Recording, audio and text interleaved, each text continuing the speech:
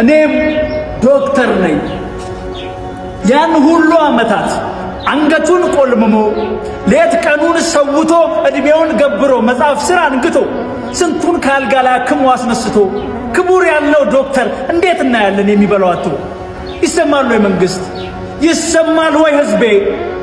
ከደም ጋር አድሮ ከታመመ ውሎ የምታመጥ እናት ከምጧ ገላግሎ ስንቱን ከስቃይ ላይ ከአምላክ ጋር ፈውሶ ስንቱን ያዳነው ሰው ትንሽ አረፍ ሊል ቤቱ ተመልሶ ለእንጀራ ጎሎት ለቤት ኪራይ ጎሎት እንዴት ይታመማል? እውነት ለመናገር አልገባንም እንጂ እንደ ሀገር ያማል።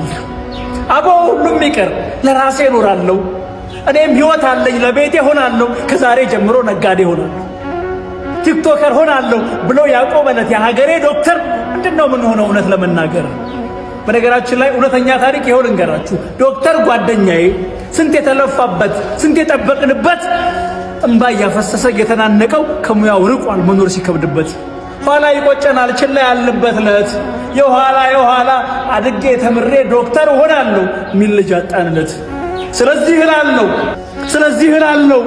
ስለዚህ እላለሁ እናቴን አክሞ አባቴን አክሞ ወንድሜን አክሞ እህቴን አክሞ ሰው አድርጎ ያቆመኝ ሚስቴንም አዋልዶ ልጄን የሸለመኝ ቆስሏል አድፏል ሳይል መድኃኒት የሆነኝ የዶክተር ጥያቄ እስኪመለስ ድረስ ሙያዬ ባይሆንም ጥያቄው የሚገባኝ በቃ እኔም ዶክተር ነኝ።